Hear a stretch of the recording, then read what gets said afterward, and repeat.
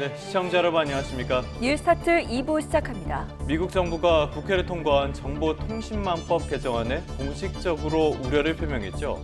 입틀막법이라는 지적에도 여당이 밀어붙였고 좌우를 막론하고 제2요구권을 행사해야 한다는 비판 속에서도 대통령실은 이를 받아들였습니다. 그 첫 부작용이 불거진 셈인데요. 미국의 일방적인 주장에 휘둘릴 필요는 없지만 이렇게 예민한 시기에 논란이 큰 법안을 굳이 처리했어야 했는지는 의문입니다. 새해 첫 출근길에 나선 분도 많을 텐데요. 오늘 한파가 절정에 달하겠습니다.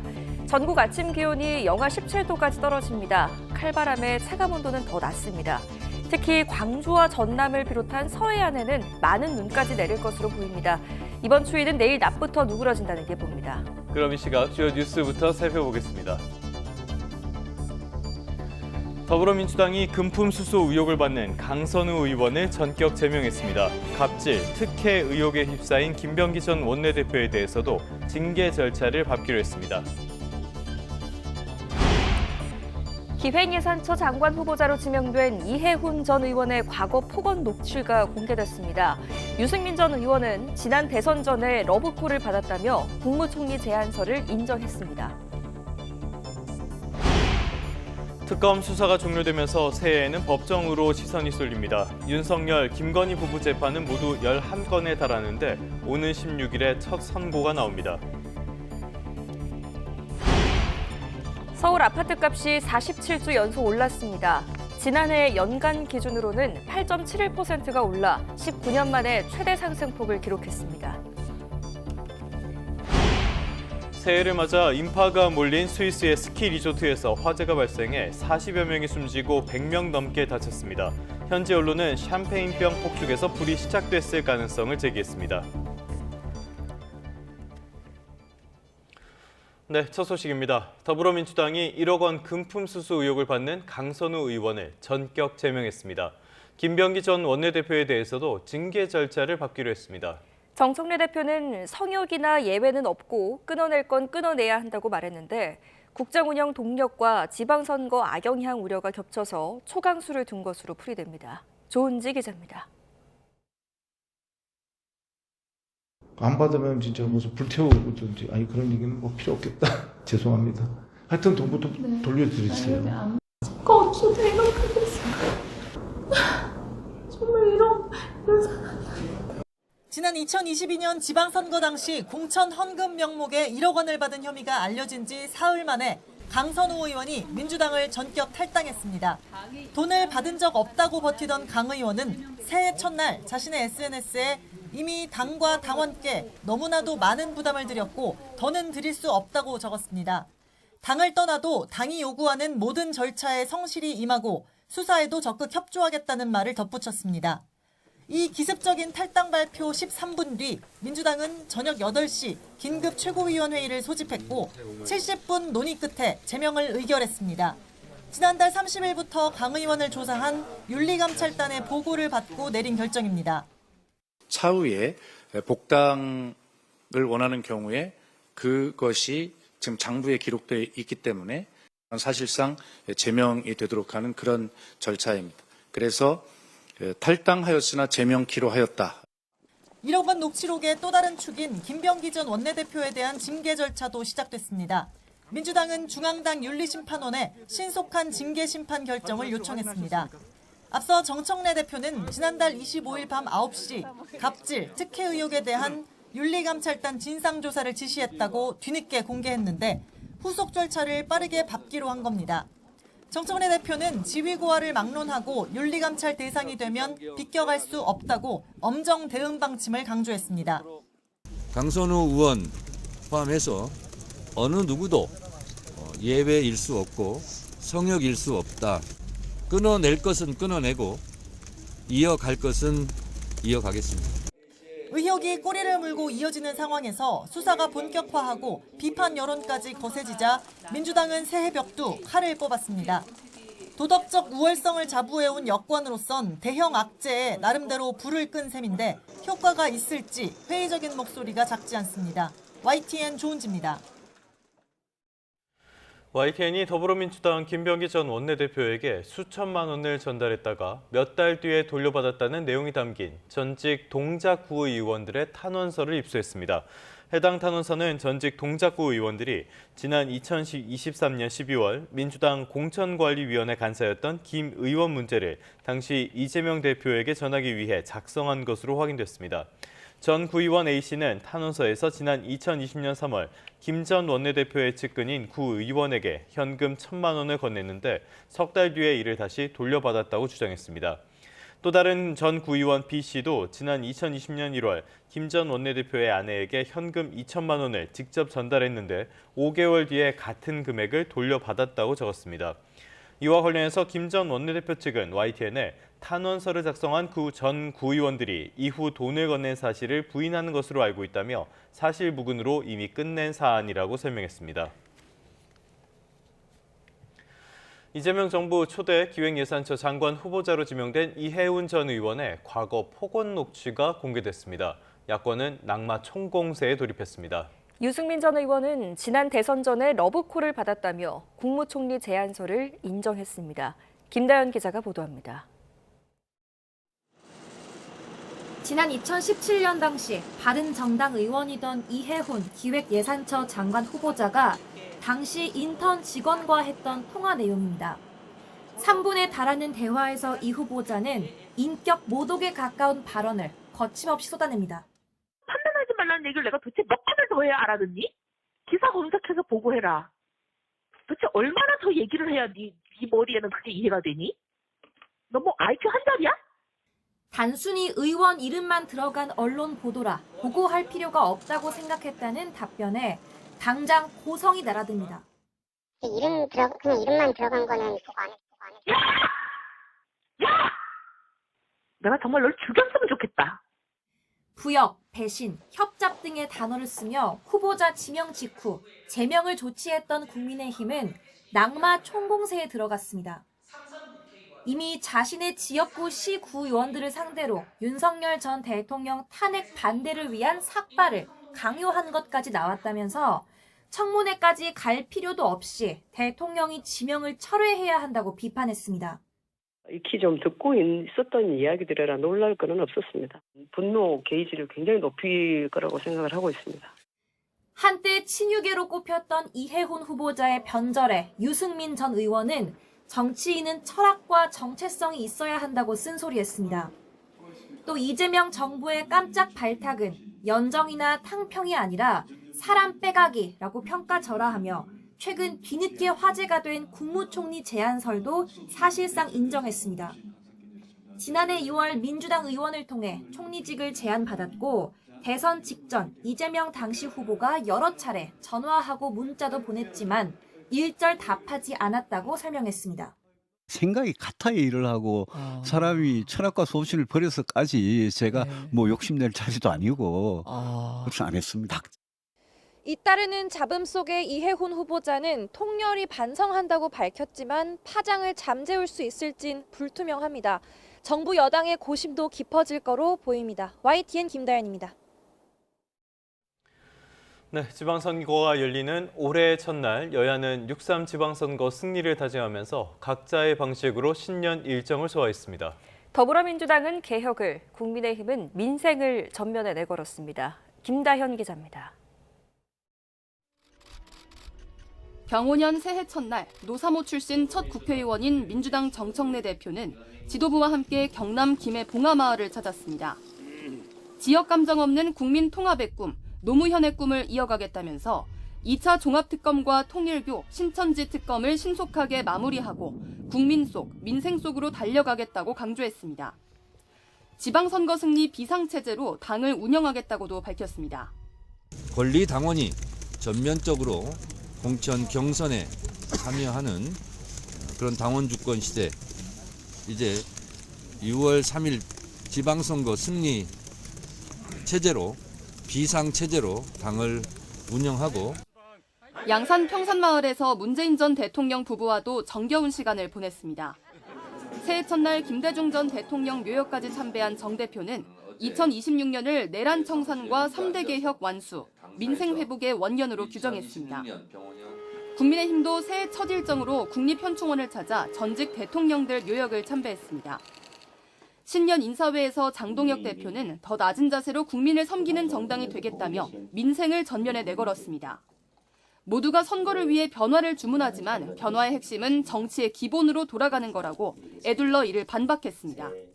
선거를 생각하고 선거의 승리를 생각하면 선거에서 패하게 될 것입니다. 국민의 삶을 생각하면 선거의 승리는 따라올 것이라고 생각합니다. 거대 여당 민주당이 의석을 앞세워 이른바 개혁 법안 처리를 강행한 걸 겨냥해 송원석 원내대표는 힘자랑 대신 합의 정신을 되살리는 정치를 강조했습니다. 조국혁신당 조국 대표도 평산마을과 봉하마을, 민주당과 같은 장소를 찾았는데 내란 세력을 심판하기 위해 지방선거 압승이 필요하다. 이재명 정부 레드팀이 되겠다고 언급했습니다. 개혁신당은 제주 한라산 윗세오름 정상에서 새해를 맞았습니다. 이준석 대표는 정치의 중심은 누가 옳은가 다투는 법정이 아니라 무엇이 가능한가를 묻는 실험실이 돼야 한다며 이번 지방선거에서는 다른 선택을 해야 한다고 강조했습니다. 여야의 새해 첫날 키워드는 역시 지방선거 승리였습니다. 정치적 상황과 색채에 따라 전략은 제각각인데 앞으로 어떤 성과를 보여주느냐가 민심의 향방을 결정할 전망입니다. YTN 김다현입니다.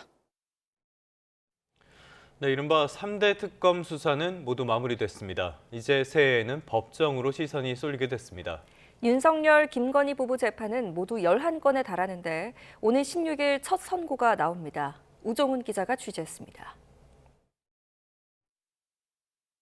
윤석열, 김건희 부부를 정점으로 하는 특검 수사는 끝났고 이제는 법원의 시간입니다. 특검이 윤 전 대통령 부부를 기소한 건 모두 11건입니다. 이 가운데 1심 선고 기일이 잡힌 재판도 있습니다. 공수처 체포를 방해하고 계엄 국무회의에서 국무위원 심의권을 침해한 혐의 등으로 윤 전 대통령은 16일 첫 선고를 앞두고 있습니다. 특검은 윤 전 대통령이 반성은커녕 하급자에게 책임을 떠넘긴다며 결심해서 징역 10년을 구형했습니다. 윤 전 대통령은 혐의를 부인하며 이렇게 말하기도 했습니다. 집으로 돌아가겠다는 생각 거의 안 하고 있습니다. 제 아내도 지금 구속이 돼 있고 제가 뭐 집에 가서 뭘 하겠습니까? 아내 김건희 씨는 도이치모터스 주가 조작 혐의 등으로 기소돼 28일 법원 판단을 받는데 특검은 징역 15년을 선고해달라고 요청했습니다. 이외에도 윤 전 대통령 내란 우두머리 혐의 재판은 9일 변론 종결을 목표로 잡았고 영부인 지위를 활용해 명품 목걸이와 금거북이, 고가의 그림을 받은 혐의로 기소된 김 씨 재판들도 줄줄이 이어질 예정입니다. 내란 혐의를 받는 한덕수 전 국무총리는 21일 통일교 정치자금 수수 의혹으로 기소된 국민의힘 권성동 의원은 28일 법원 판단을 받습니다. 특검법이 1심 사건 선고 기한을 6개월, 2, 3심은 3개월로 규정한 만큼 새해부터 법정의 시계는 빠르게 흘러갈 전망입니다. YTN 우종훈입니다. 다음 소식입니다. 한국 경제는 지난해 트럼프 행정부의 관세 폭탄으로 난관을 겪었는데요. 하지만 수출 성적표는 빛났습니다. 우리 수출이 사상 처음으로 7천억 달러를 돌파하며 기운차게 새해를 시작했습니다. 호황을 맞은 반도체가 전체 실적을 이끌었습니다. 박기환 기자입니다. 새해 첫 쇳물이 시뻘건 불길을 내뿜으며 쏟아져 나옵니다. 1500도의 열기 속에 더 단단한 강철이 탄생하듯 우리나라 수출은 대미관세 등 어려움 속에서도 신기록을 썼습니다. 지난해 수출액은 1년 전보다 3.8% 늘어난 7,097억 달러로 집계됐습니다.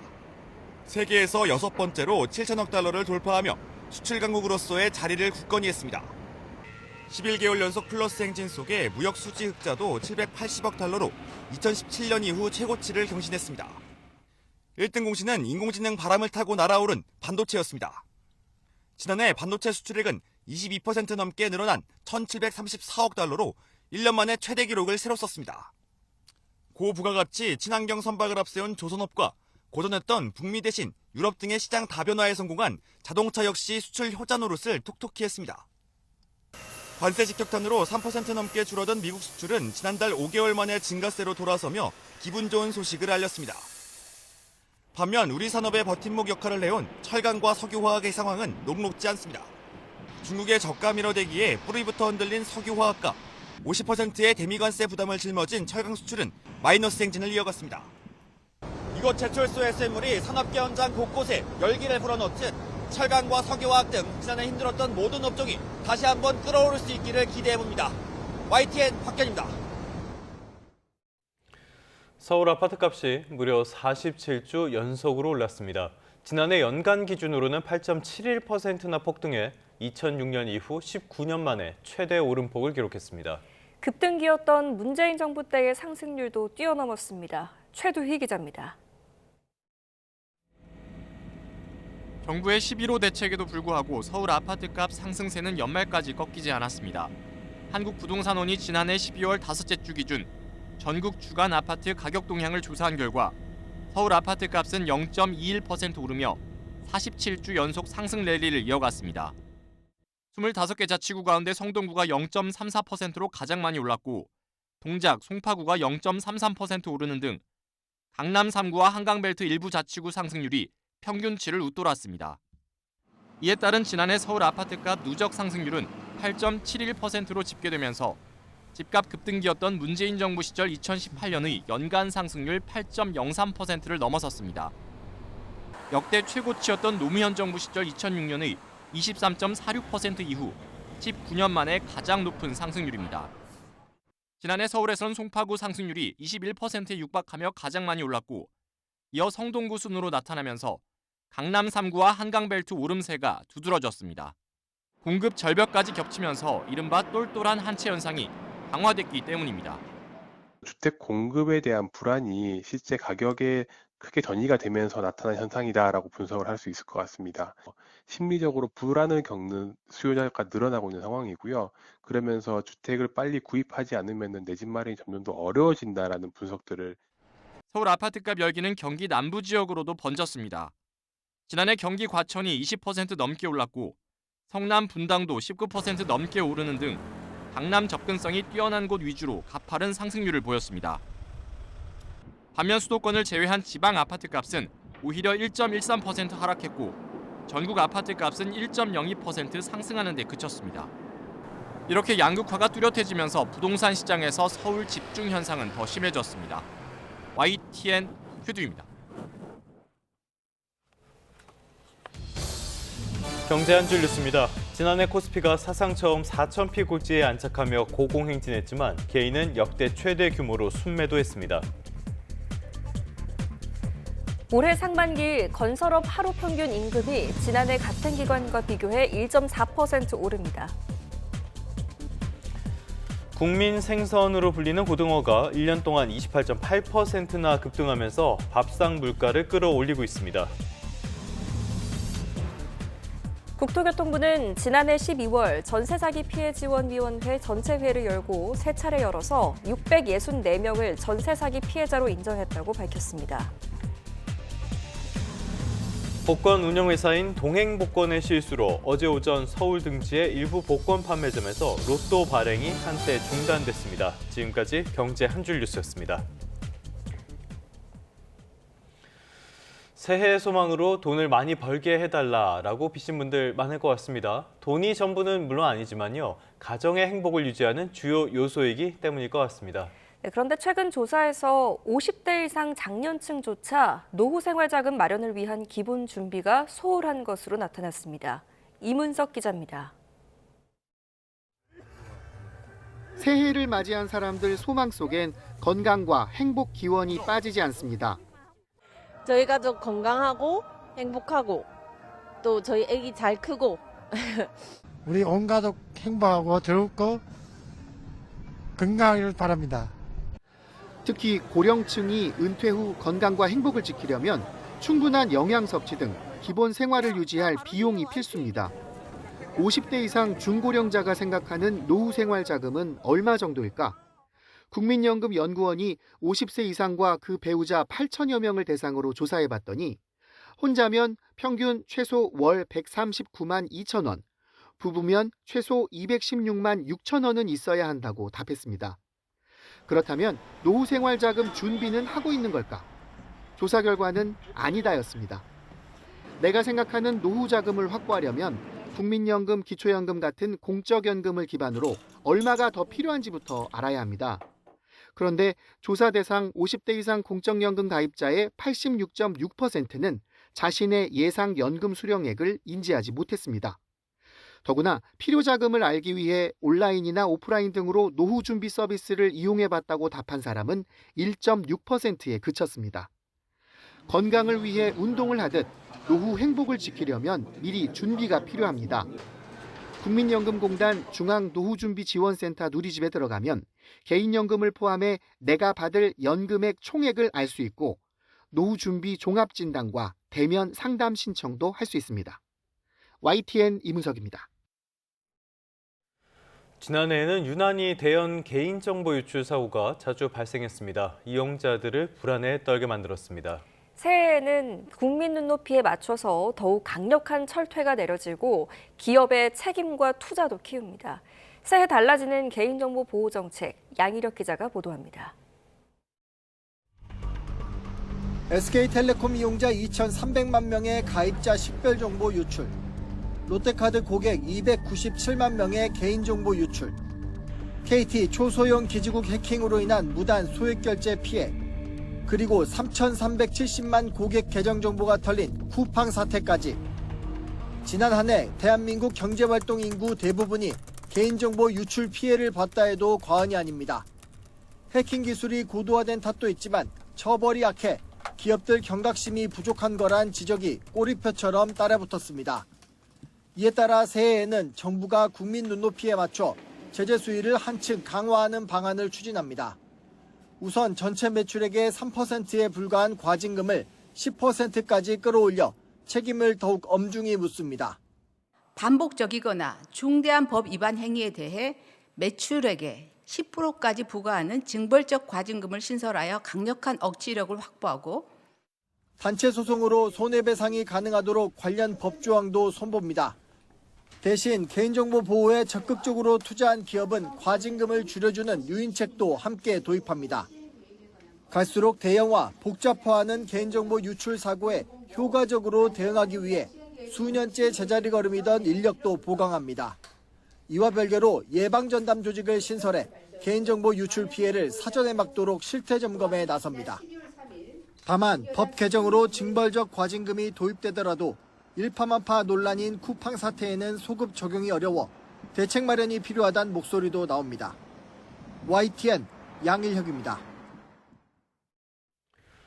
네, 이찬진 금융감독원장이 쿠팡의 개인정보 유출을 겨냥한 듯 대형 유통 플랫폼의 경우 유관기관과 협력해 금융기관에 준하는 감독 체계를 포함한 제도 개선 방안을 마련하겠다고 밝혔습니다.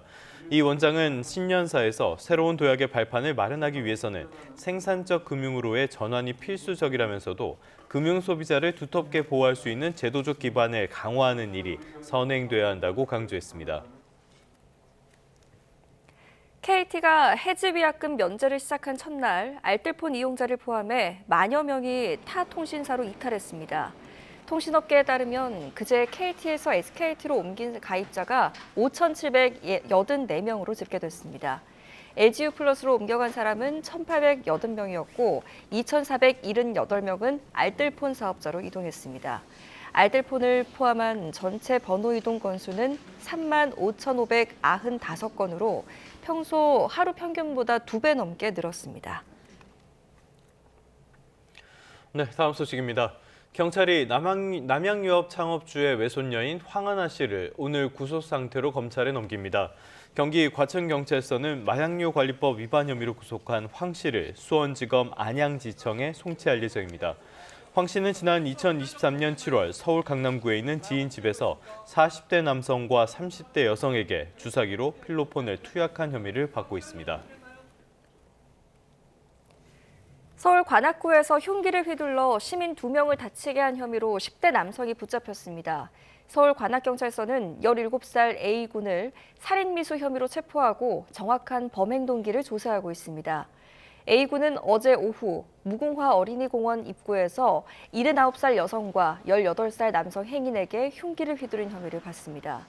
피해 여성과 남성은 각각 머리와 손목을 다쳐 병원으로 옮겨졌지만 생명에는 지장이 없는 것으로 전해졌습니다.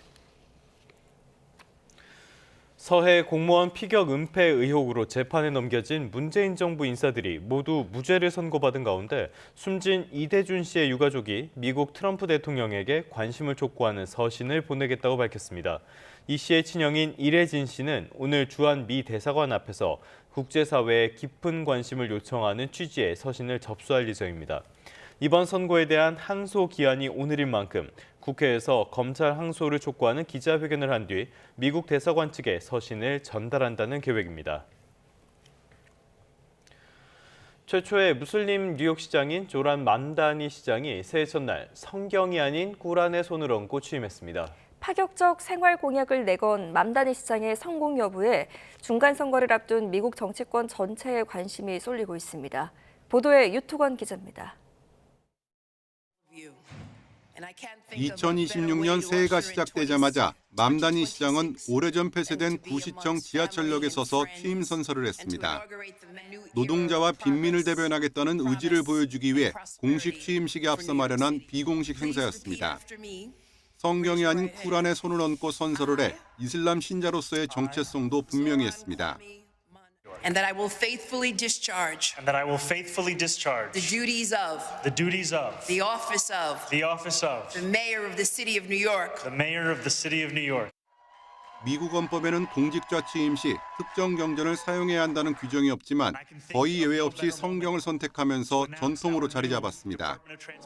쿠란을 사용한 사례는 한 손으로 꼽을 정도고 주요 정치인으로선 사실상 이번이 처음입니다.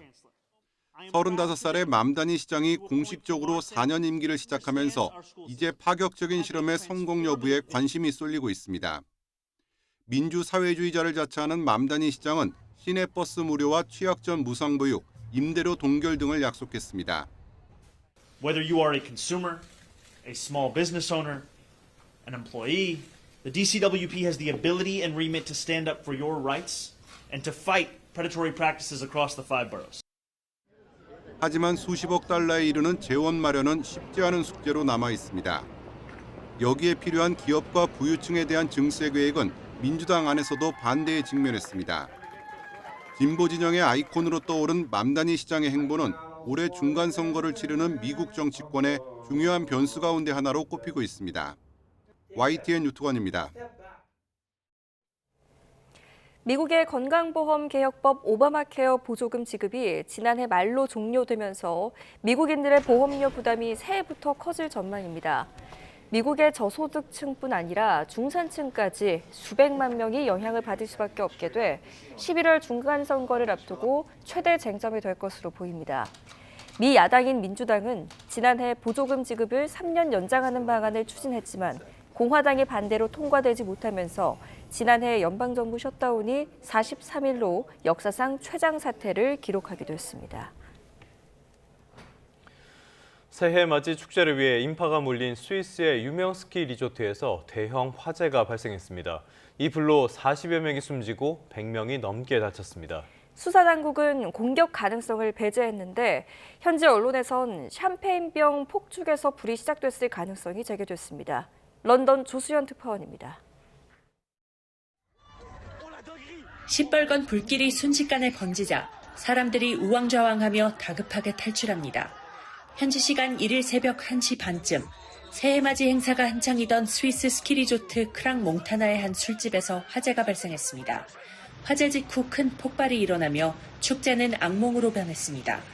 현재까지 40여 명이 숨지고 100명 넘게 다쳤고 상당수가 화상으로 중상을 입었습니다.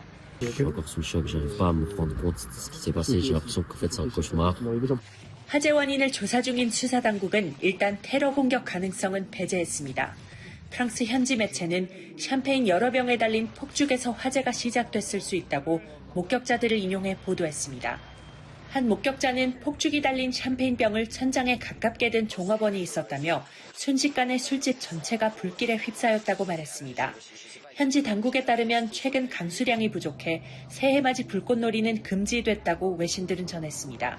기 파르멜랭 스위스 대통령은 새해 연설을 취소하고 현장을 찾아 유가족에게 위로를 전하며 철저한 대응과 수습을 약속했습니다. Nous allons tout entreprendre pour que tout se passe le plus rapidement et le plus efficacement possible. 멜로니 이탈리아 총리와 마크롱 프랑스 대통령은 연대를 표하고 필요한 지원을 제공하겠다고 밝혔습니다.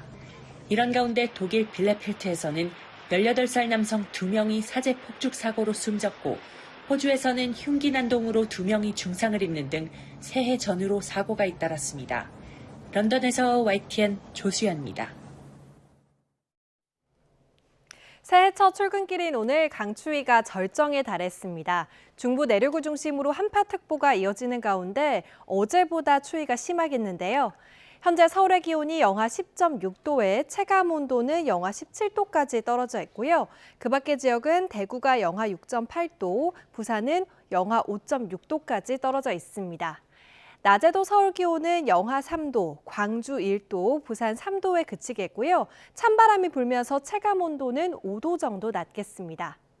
밤사이 호남 서해안과 제주 곳곳에 3에서 5cm의 많은 눈이 쌓였는데요. 지금도 대설주의보가 내려진 가운데 오전까지 강한 눈이 집중되겠습니다. 앞으로 울릉도 독도와 제주 산간 많은 곳에 15cm 이상, 그 밖에 호남 지역에 최고 5cm의 눈이 더 오겠습니다. 오늘은 바람이 강하게 불겠고 내륙은 대체로 맑겠습니다. 서울 등 일부 수도권 지역과 동해안 지역은 대기가 건조해서 화재 사고를 조심하셔야겠습니다. 주말인 내일은 낮부터 이맘때 기온을 회복하겠고요. 추위가 누그러질 전망입니다. 날씨였습니다. 이 시각 주요 뉴스입니다.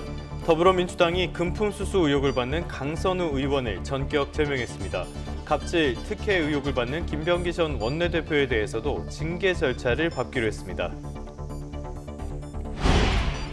기획예산처 장관 후보자로 지명된 이해훈 전 의원의 과거 폭언 녹취가 공개됐습니다. 유승민 전 의원은 지난 대선 전에 러브콜을 받았다며 국무총리 제안서를 인정했습니다. 특검 수사가 모두 마무리되면서 새해에는 법정으로 시선이 쏠리게 됐습니다. 윤석열, 김건희 부부 재판은 모두 11건에 달하는데 오늘 16일에 첫 선고가 나옵니다. 서울 아파트값이 47주 연속 올랐습니다. 지난해 연간 기준으로는 8.71% 올라 19년 만에 최대 상승폭을 기록했습니다. 새해를 맞아 인파가 몰린 스위스의 스키 리조트에서 화재가 발생해 40여 명이 숨지고 100명이 넘게 다쳤습니다. 현지 언론은 샴페인병 폭죽에서 불이 시작됐을 가능성을 제기했습니다. 네, 다시 주요 뉴스부터 살펴보겠습니다. 더불어민주당이 1억 원 금품수수 의혹을 받는 강선우 의원을 전격 제명했습니다. 당은 어제 저녁에 긴급 최고위원회의를 열고 윤리감찰단의 조사 결과를 보고받고요. 강 의원에 대한 징계를 의결했습니다. 제명 결정은 공천원금 수수 의혹이 불거진 지 사흘 만이고 강 의원이 SNS로 민주당 탈당을 선언한 지 4시간 만에 전격적으로 이뤄졌습니다. 당은 또 김병기 전 원내대표에 대해서도 징계 절차를 밟기로 했습니다. 박수현 수석대변인은 기자들과 만나 중앙당 윤리심판원에 신속한 징계 심판 결정을 요청하기로 의결했다고 설명했습니다. 여기에 더해서 김병기 전 원내대표가 수천만 원을 수수했다는 의혹까지 불거졌습니다. 김 의원 측은 거듭 사실무근이라고 반박했지만 경찰의 수사로 진위를 가려야 할 것으로 보입니다. 유서연 기자입니다. 22대 총선을 앞두고 컷오프돼 더불어민주당을 탈당한 이수진 전 의원은 2024년 2월 깜짝 폭로를 했습니다. 전직 동작구 의원 2명이 김병기 의원에게 돈을 줬다가 되돌려받았다는 얘기를 들었단 겁니다. 이 전 의원은 정치자금법 위반 사안으로 보고 당사자들이 작성한 진술서를 당시 이재명 당대표실에도 전달했다고 주장했습니다. 두 분이 진술서를 써왔어요. 네. 그러니까 돈을 줬다. 물론 6개월 후인가 돌려받았지만 돈을 줬다. 별다른 주목을 끌지 못했던 의혹은 김 의원의 비위 논란이 커지며 다시 수면 위로 부상했습니다. YTN이 입수한 전직 동작구 의원 A씨와 B씨의 진술서를 보면 금품 전달 정황이 구체적으로 나와 있습니다.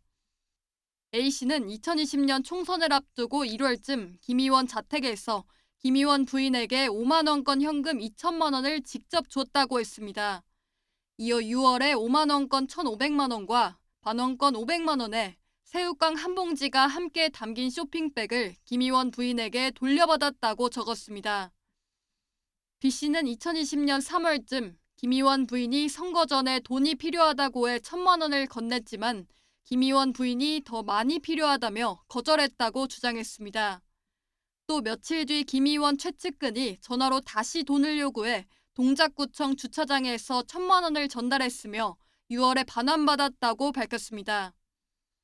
정확한 사실관계 확인을 위해 여러 차례 접촉을 시도했지만 두 사람은 모두 연락을 받지 않았습니다. 반면 김병기 의원 측은 이수진 전 의원을 허위사실 유포로 고소했다가 취하했던 건이고 문건 작성자들도 돈을 줬다는 사실 자체를 부인한 거로 안다며 사실 무근이라고 반박했습니다. 쿠팡 오찬 의혹 등 모두 11건으로 고발당해 수사 대상이 된 김 의원에게 금품 수수 의혹까지 더해진 건데 결국 사건의 실체는 경찰 조사로 가려질 전망입니다. YTN 유서연입니다. 1월 2일 금요일, 오늘의 주요 일정 살펴보겠습니다. 이재명 대통령은 오늘 새해 평일 첫날 업무 시작을 알리는 시무식과 신년 인사회를 엽니다. 이 대통령은 청와대 영빈관에서 열리는 신년 인사회 자리에서 오부 요인과 국무위원들은 물론 각계 대표들을 초청해 올해 국정 운영 방향을 설명할 예정입니다. 더불어민주당 정청래 대표는 지방선거 해를 맞아 오늘 오전 시도당 위원장과 지방선거 기획단 연석회의를 주재해 6.3 승리를 다짐할 계획입니다. 오후에는 청와대 영빈관에서 열리는 경호년 신년 인사회에 참석한 뒤 경제계 신년 인사회에서 새 목표와 정책 등을 점검합니다.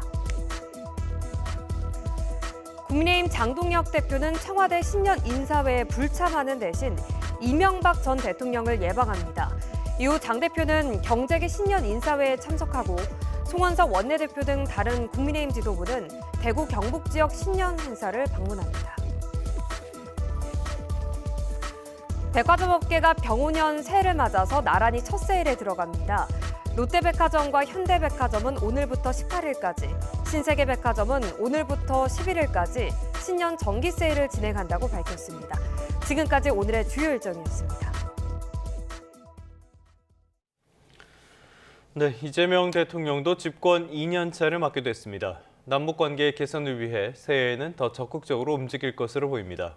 바늘구멍이라도 뚫겠다는 각오까지 밝힌 상태인데 이 대통령의 한반도 평화 공존 구상인 END 이니셔티브도 시험대에 오를 전망입니다. 강진원 기자입니다.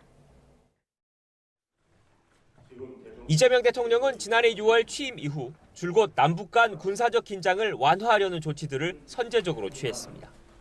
대북 확성기 방송은 중지했고 민간단체엔 대북전단 살포 중단을 요청했습니다.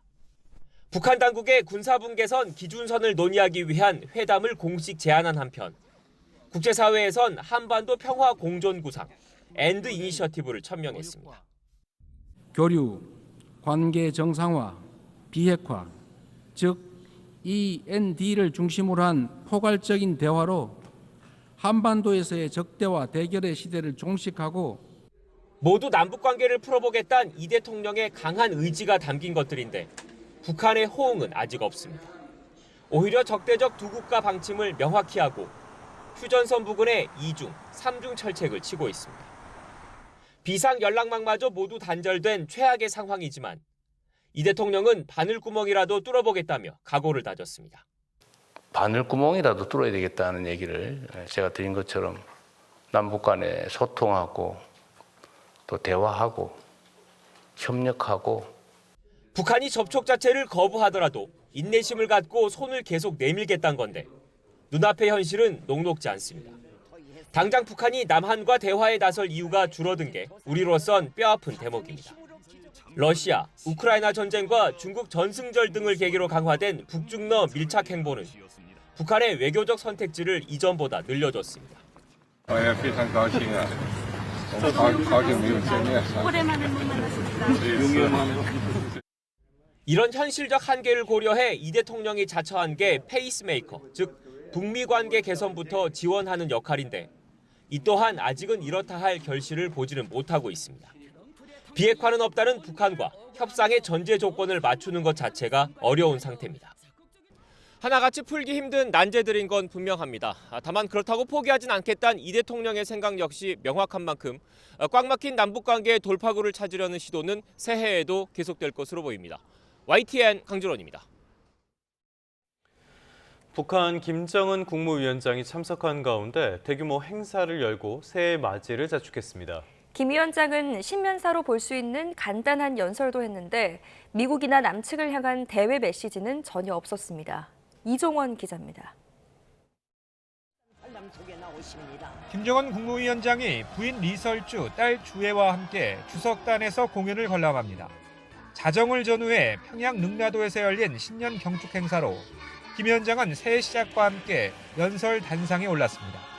지난 2025년을 사회주의 전면적 발전의 첫 단계를 성과적으로 경유한 해라고 평가하며 특히 러시아에 파병된 장병들을 여러 차례 치켜 세웠습니다. 조국의 위대한 아들들이 고귀한 희생과 공적이 고여져 있음을 우리는 영원히 기억할 것이며 새세년년의 승리 후에 그들의 이름과 모습들을 빛나는 별처럼 새길 것입니다. 조국을 더 높은 힘과 존엄의 경지에 올려 세웠다며 군사적 성과를 과시하거나 지방발전 정책에 대한 애착도 드러냈습니다. 그러나 남측이나 미국 등을 향한 대외 메시지는 전혀 내놓지 않았습니다. 9차 당대 준비라는 내부 과제에 집중하느라 대외 메시지를 의도적으로 생략한 것으로 보입니다.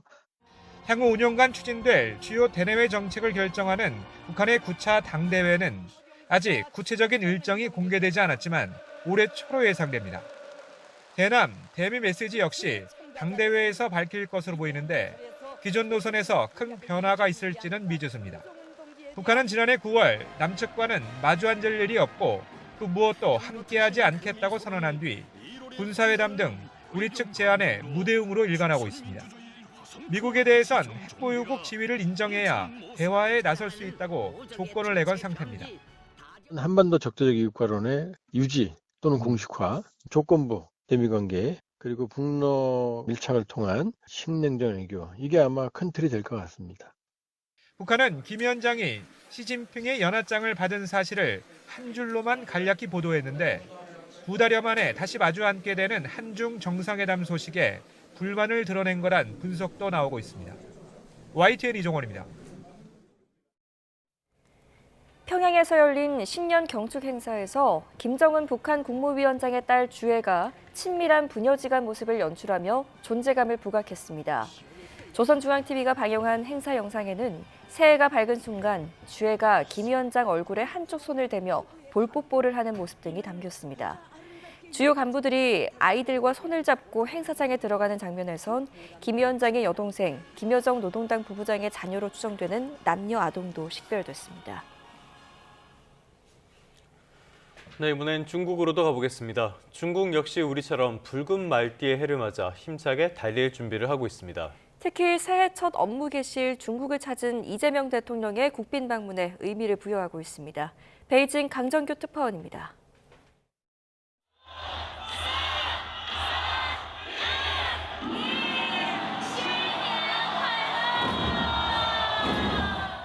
새해맞이 초읽기가 끝나자 AR로 구현한 붉은 말대가 만리장성의 밤하늘 위를 내달립니다. 특히 빨간색을 좋아하는 중국인들, 적토마의 주인인 고전 삼국지의 관우는 재물의 신이기도 합니다. 就是因为我马上想要申请博士嘛，我就希望我的升博的历程能顺利一些。然后我希望马年我爸的身体能至少比今年好。 시진핑 주석은 신년사에서 차기 경제발전 5개년 계획 추진을 독려했습니다. 인공지능 개발과 반도체 기술 자립에 성과가 있었다며 자신감도 드러냈습니다. 지난 연말 전격 감행된 7번째 타이완 포위 훈련을 마친 직후라 통일 의지도 재확인했습니다. 两岸同胞血浓于水，祖国统一的历史大势不可阻挡。 사흘 연휴를 보내고 4일 새해 첫 업무를 개시하는 중국. 이재명 대통령의 방중 첫날이기도 합니다. 2026년 국빈 방문하는 첫 해외 정상이라며 한중 관계 새 출발에 의미를 부여하고 있습니다. 那我觉得在中韩关系的基础上面，我希望整个世界都2026年要再和平一些。 오는 4월엔 도널드 트럼프 미국 대통령의 방중도 예정돼 있습니다. 잠시 휴전 상태인 미중 무역 갈등, 우리나라는 물론 전 세계가 주목하는 이슈입니다. 11월엔 중국 남부 선전에서 APEC 정상회의가 열려 이 대통령의 연내 두 번째 방중을 예고하고 있습니다. 베이징에서 YTN 강정규입니다. 러시아와 우크라이나는 2026년 첫날부터 드론 공방을 주고받으면서 인명피해를 냈습니다. 러시아가 푸틴 대통령 관저 공격 시도에 대한 새로운 증거를 제시하면서 우크라이나를 압박했지만 트럼프 대통령은 러시아 측 주장을 일축했습니다. 신호 기자입니다. 3층짜리 호텔 건물이 폭격 맞은 것처럼 파손됐습니다. 우크라이나군의 드론 공습으로 러시아가 점령한 동부 헤르손 지역에서 수십 명의 사상자가 나왔다고 러시아 언론이 보도했습니다. 새해 첫날을 축하하려고 모인 주민들을 겨냥한 공격이라고 우크라이나를 비난했습니다.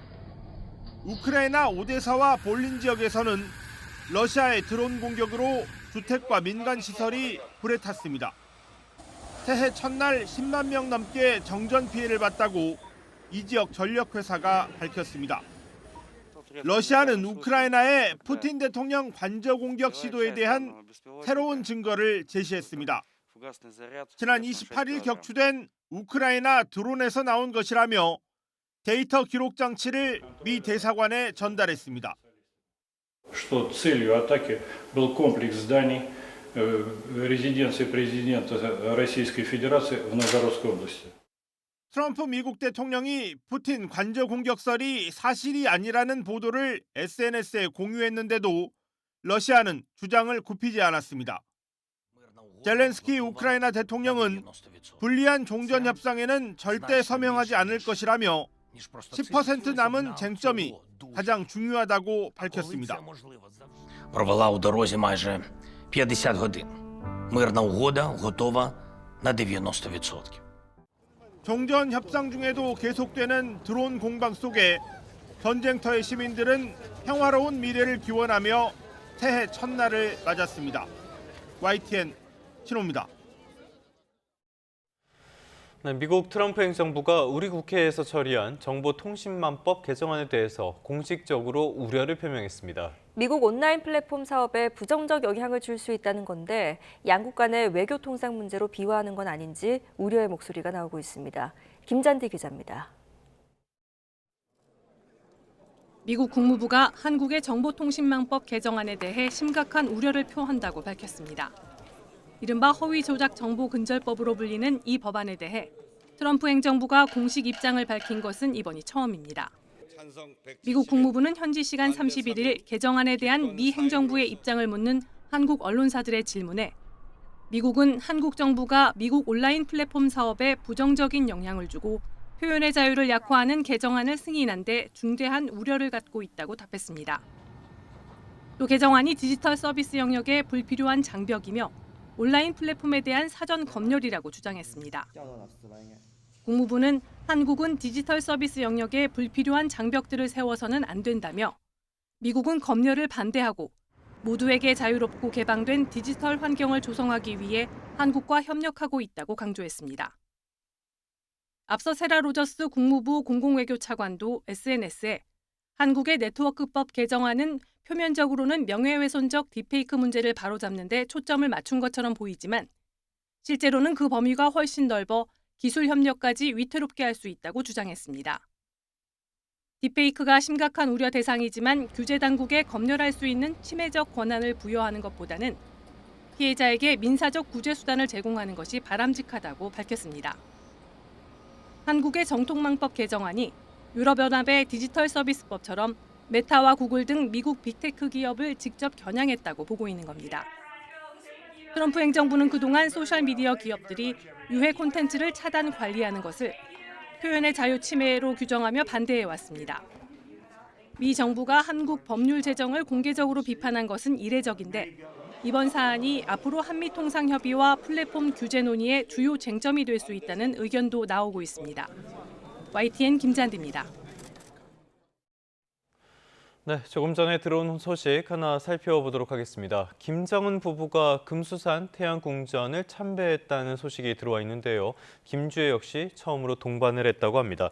이 말씀드린 금수산 태양궁정은 북한의 영묘죠. 평양에 있는 김일성, 김정일 부자의 시신이 안치된 그런 영묘라고 보시면 되겠는데 여기에 김주혜까지 동행했다는 점, 이 점에도 시사한 점이 상당히 많은 것 같습니다. 관련 내용은 들어온 대로 더 자세하게 전해드리도록 하겠습니다.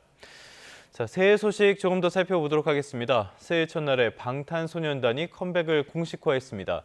3월 20일 새 앨범과 함께 3년 9개월 만에 완전체로 돌아옵니다. 이광현 기자입니다.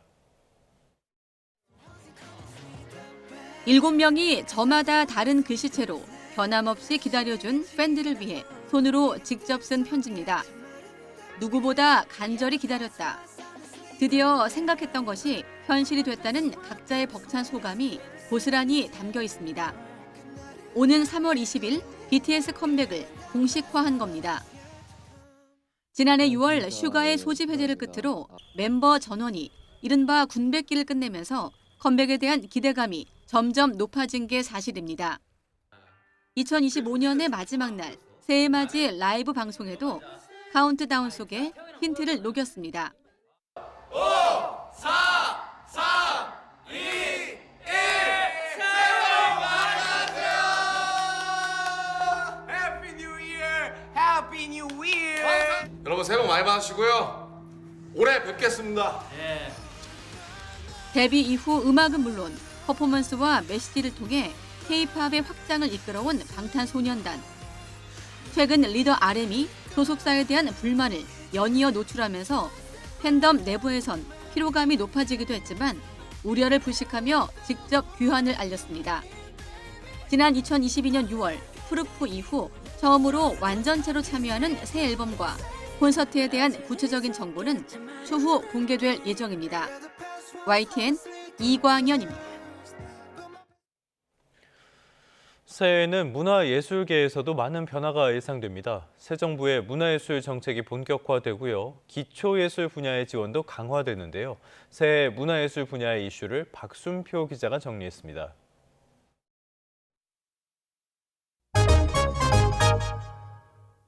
올해는 K컬처 300조 원 시대의 원년입니다. K컬처를 국가 성장 동력으로 만들기 위해 영화, 게임, 대중음악 등 특성에 맞는 육성 계획과 음식, 패션, 뷰티 등 산업과 연계한 글로벌 성장 전략이 본격 가동됩니다. 문화는 대한민국의 국가적인 위상을 올리는 일이기도 하지만 또 한편으로는 실리적으로 볼 때도 경제 산업 발전에 아주 핵심적인 한 요소다라는 생각이 듭니다.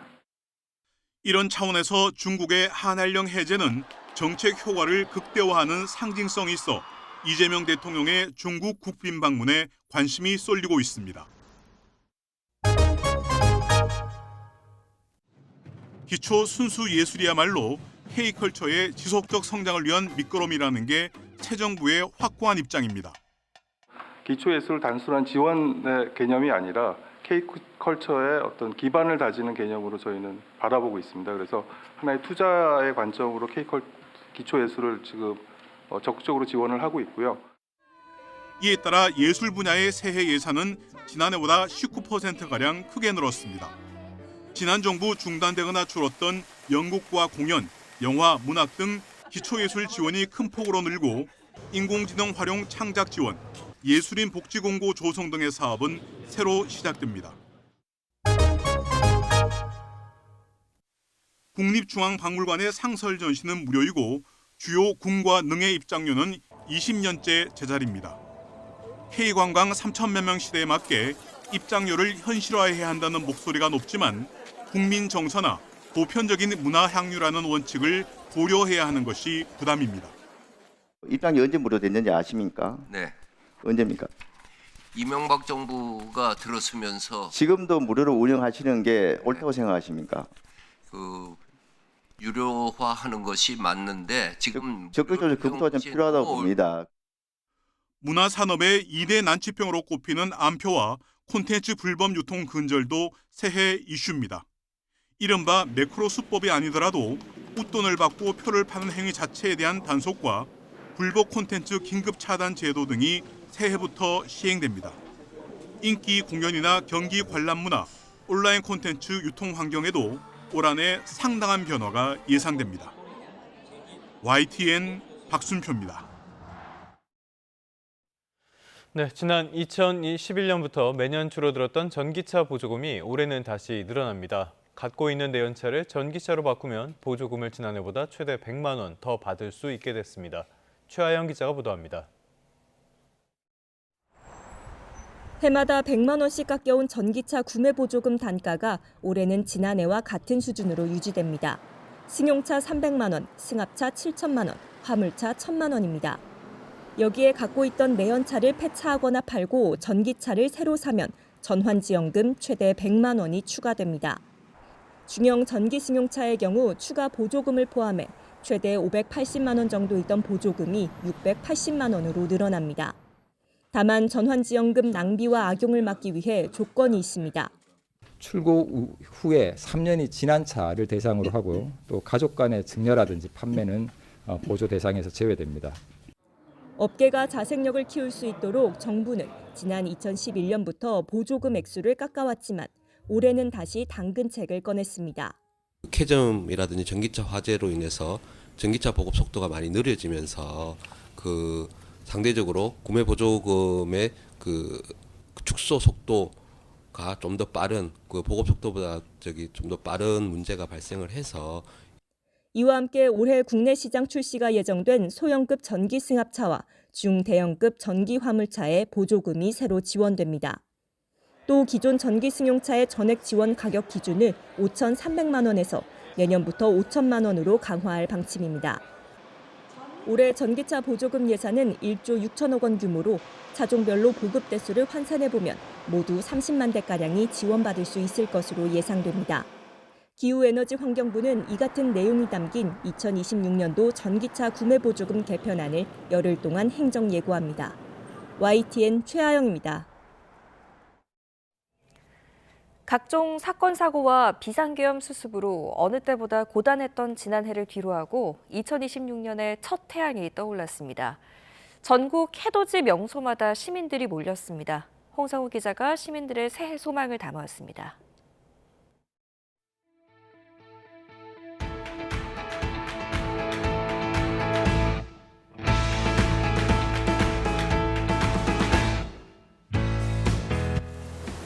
드넓은 수평선, 구름 위로 새해 첫 해가 떠오릅니다.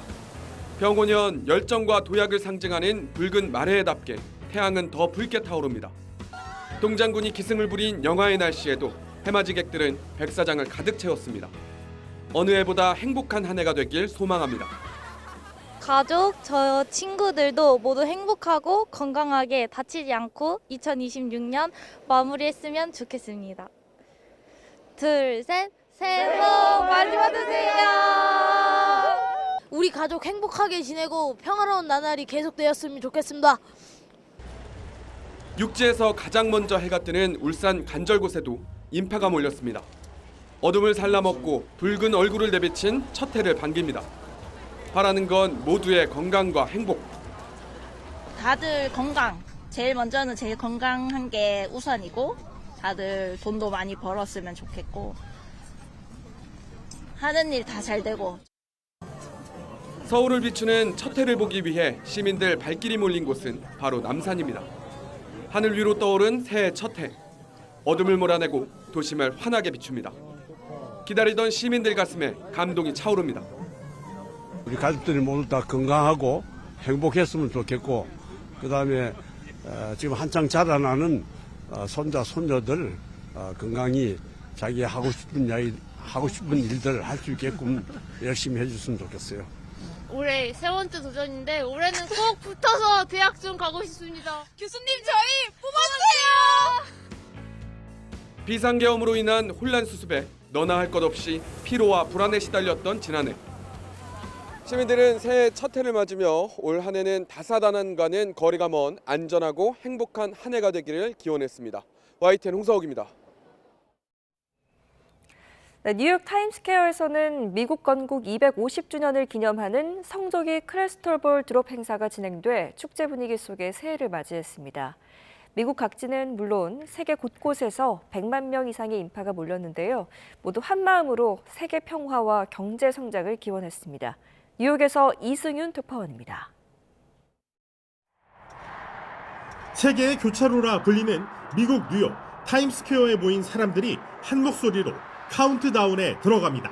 원 타임스퀘어 건물 위 기둥을 따라 무게 6톤, 지름 3.8m의 초대형 LED 크리스털 볼이 내려오며 새해를 상징하는 2026을 밝혔습니다. 미국 건국 250주년을 기념한 문양이 들어간 5,200개의 수공예 크리스탈과 32,000개의 LED 조명으로 제작된 별자리 공입니다. 볼이 내려오면서 성조기를 상징하는 빨강, 파랑, 흰색 불이 들어왔고 빨강, 파랑, 흰색의 색종이 조각 1톤 분량이 눈처럼 흩뿌려졌습니다. 미국 각지는 물론 세계 곳곳에서 100만 명 넘는 인파가 모여 약 120년 전통의 볼드롭 행사를 보며 새해를 맞이했습니다. I'm so excited for the new year in New York City and it's one of my biggest wish and I hope the growth and positivity in all over the world. And we want the 2026 be a lovely year for everyone, not just for us, for everyone at the world. The peace and quiet and very, very much to love. 새해 뉴욕 증시의 전망도 밝습니다. 경제 전문가들은 2025년 16% 상승했던 S&P 500 지수가 또 두 자릿수 상승률을 기록할 것으로 내다보고 있습니다. 새해에도 미국 경제는 2.4%의 탄탄한 성장세를 보일 것으로 예상되는 가운데 미국인들은 물가와 고용 상황이 안정되기를 한마음으로 기원했습니다. 뉴욕에서 YTN 이승윤입니다. 2026년은 스포츠 팬들에게 더욱 반가운 한 해이기도 합니다. 동계올림픽과 월드베이스 클래식, 또 월드컵과 아시안게임과 같은 스포츠 빅 이벤트가 줄줄이 열리기 때문입니다. 김동민 기자입니다. 2026 스포츠 빅이벤트의 시작은 동계올림픽이 알립니다. 2월 이탈리아 밀라노 코르티나 단페초에서 열리는 동계올림픽에서 우리나라는 쇼트트랙과 스피드 스케이팅, 컬링 등에서 메달을 노립니다. 우리 선수들은 지난 2022년 베이징 동계올림픽에서 거둔 종합칩 4위를 뛰어넘는 성적을 목표로 구슬땀을 흘리고 있습니다. 어렸을 때부터 민정이 언니를 바라보면서 꿈을 키워왔기 때문에 민정이 언니랑 함께 이제 꿈을 꾸던 무대를 같이 뛴다는 게 너무 설레고 또 기쁜 것 같습니다. 벌써 2026년 새해가 밝았는데요. 새해 복 많이 받으시고 그리고 2월에 있을 밀라노 동계올림픽도 많은 응원과 관심 부탁드리겠습니다. 3월에는 유지영 감독이 이끄는 야구대표팀이 월드베이스볼 클래식에 출전합니다. 일본 도쿄에서 열리는 조별리그에서 조 2위 안에 들면 미국에서 열리는 8강 토너먼트에 출전할 수 있습니다. 우리나라는 오타니의 일본을 비롯해 대만과 호주, 체코와 함께 C조에 편성됐습니다. 대단한 선수와 또 맞붙게 됐구나 이런 생각이 좀 많이 들 것 같고 또 상대편으로 많이 경기를 해봐가지고 막 별다른 느낌은 안 들 것 같은데 이제 싸워야 되는 상대이기 때문에 다들 열심히 잘 노력해서 준비해야 될 것 같습니다. 6월에는 피파 월드컵이 시작됩니다. 본선 참가국이 48개로 늘어난 이번 대회에서 홍명보는 16강 이상을 바라보고 있습니다. 축구 대표팀의 캡틴 손흥민이 이강인, 김민재 등 황금 멤버들과 함께할 마지막 월드컵에서 유종의 미를 거둘지 주목됩니다. 마지막으로 9월에 일본 나고야 일대에서 열리는 아시안게임까지 스포츠 팬을 설레게 할 숨가쁜 2026년이 이제 시작됩니다. YTN 김동민입니다. 이란에서 화폐 가치 폭락과 고물가 등 경제난에 항의하는 시위가 확산하는 가운데 당국의 진압 과정에서 최소 6명이 사망했습니다. 현지 시간 1일 이란 만관영 파르스 통신에 따르면 이란 남서부 노르데간에서 현지 군과 경찰이 시위 주도자를 체포하다가 2명이 사망하고 경찰관을 포함해 여러 명이 다쳤습니다. 중부에서도 시위대 1명이 총격에 사망했다고 로이터 통신이 보도했습니다. 이날 이란 정부 대변인은 SNS에서 올린 성명에서 대통령이 상인 대표들과 회동하고 지역별로도 직접 대화가 이뤄질 것이라며 대화는 올바른 결정을 내리고 문제를 해결하기 위한 전제 조건이라고 말했습니다.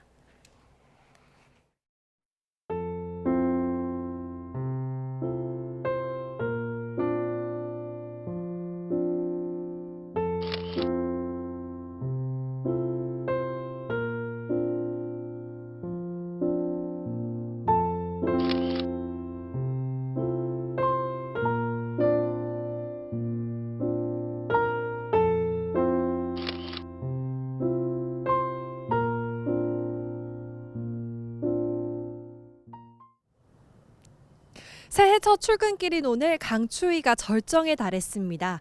현재 서울 기온은 영하 11도에 체감온도는 영하 15도 선까지 떨어져 있는데요. 낮에도 찬바람이 불면서 종일 춥겠습니다. 따뜻한 옷차림은 물론 보온용품도 챙겨서 나오셔야겠습니다. 현재 중부지방을 중심으로 한파특보가 이어지고 있습니다. 경기 북부와 강원 영서, 경북 북부 내륙에는 한파경보가 발령된 곳도 있는데요. 현재 화천 산해면의 기온이 영하 20.2도까지 떨어져 전국에서 가장 춥고요. 경북 봉화가 영하 15.6도, 파주는 영하 15.2도를 기록하고 있습니다. 그 밖에 중부지방도 영하 10도 안팎까지 떨어진 곳이 많습니다. 또 남부지방은 대구가 영하 7.3도 등 영하 5도를 밑돌고 있습니다. 낮에도 찬바람이 불면서 종일 춥겠습니다. 서울 영하 3도, 광주 1도, 부산 3도에 그치겠고 체감온도는 기온보다 5도 정도 낮겠습니다. 밤사이 광주 등 호남 서부와 제주 곳곳에는 3에서 5cm의 많은 눈이 쌓였는데요. 오늘 밤 또는 내일 새벽까지 많은 눈이 더 이어지겠습니다. 울릉도 독도와 제주 산간 많은 곳에 15cm 이상, 그 밖에 호남 지역에 최고 5cm의 눈이 예상됩니다. 특히 대설주의보가 내려진 호남 서부 지역은 오늘 오전까지, 울릉도 독도와 제주 산간 지역은 밤까지 강한 눈이 집중되겠습니다. 시설물 피해와 미끄럼 사고 없도록 조심하셔야겠습니다.